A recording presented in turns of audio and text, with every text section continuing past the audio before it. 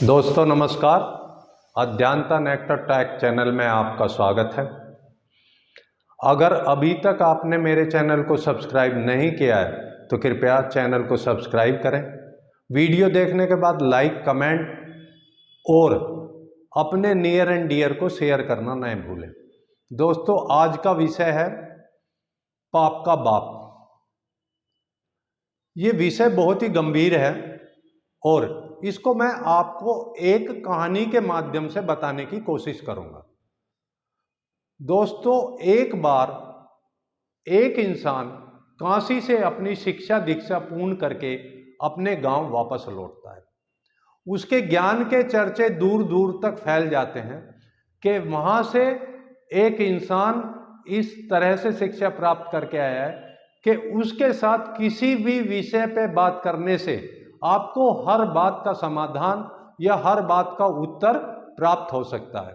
उसकी चर्चा सुनने के बाद एक वृद्ध महिला उस महाशय के पास पहुंचती है और उससे पूछती है कि ऐसा क्या कारण है कि हर इंसान कोई ना कोई पाप या अनुचित कार्य करने को तैयार हो जाता है। जब उस महाशय के सामने ये विषय आता है तो उसके पास इसका कोई उत्तर नहीं है और उसको लगता है कि मेरी ज्ञान या मेरी शिक्षा या मेरे शोध में कुछ कमी रह गई है और मुझे पुनः काशी जाना चाहिए। वह पुनः इस विषय को लेकर अपने गुरु के पास पहुंचता है और अपने गुरु से कहता है कि गुरुजी कुछ विषयों पे मुझे अभी और शोध करना है, मेरी शिक्षा अभी अधूरी है।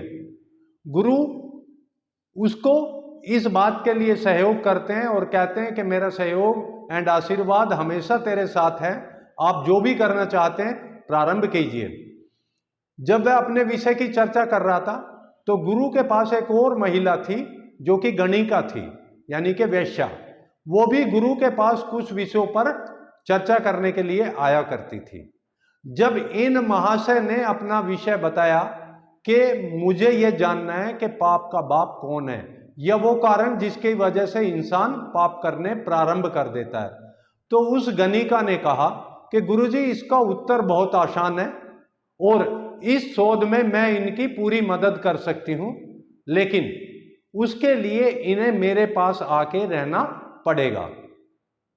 उस महाशय के गुरु इस बात की इजाजत दे देते हैं कि आप अपने शोध के बाकी कार्य करने के लिए इनके साथ जाकर रह सकते हैं।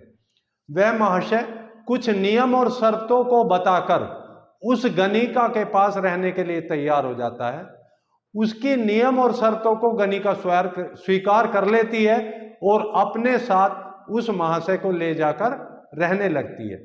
कुछ दिन गुजरने के बाद वो गणिका उस महाशय के पास आती है और कहती है कि महाराज आप अकेले हैं, आपको भोजन और कपड़े धोने आदि की व्यवस्था में काफी दिक्कतें आती होंगी।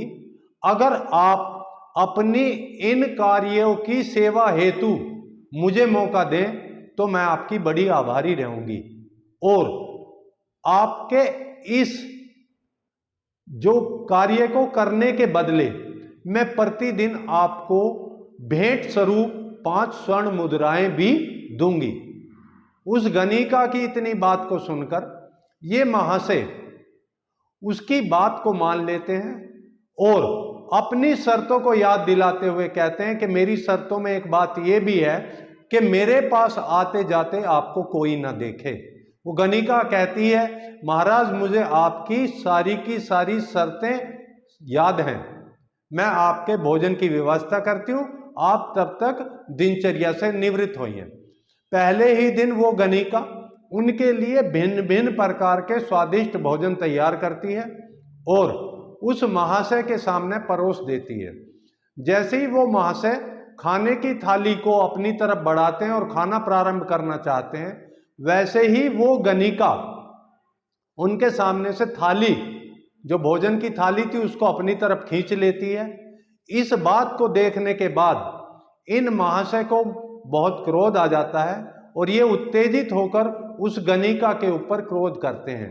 गणिका बड़े ही विनम्र स्वभाव के साथ इनसे विनती करती है कि महाराज इसी बात में तो आपके शोध का उत्तर है।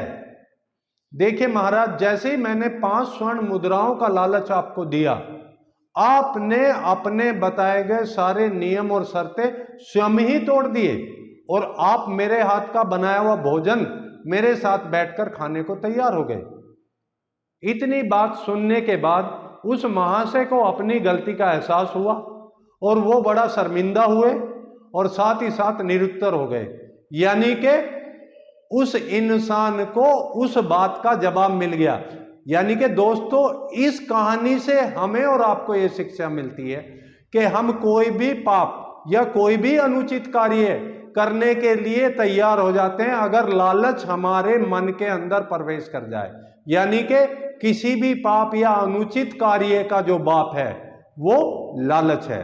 तो दोस्तों, वीडियो आपने अंत तक देखी, इस बात के लिए आपका बहुत बहुत धन्यवाद। वीडियो आपको अच्छी लगी होगी मेरा पूर्ण विश्वास है, इसलिए लाइक करें, कमेंट करें, अपने दोस्तों, रिश्तेदारों, नियर एंड डियर को जरूर शेयर करें और अगर अभी तक भी मेरे चैनल को सब्सक्राइब नहीं किया है तो कृपया सब्सक्राइब करें। Thank you very much. जय हिंद, जय भारत, जय अध्ययनता।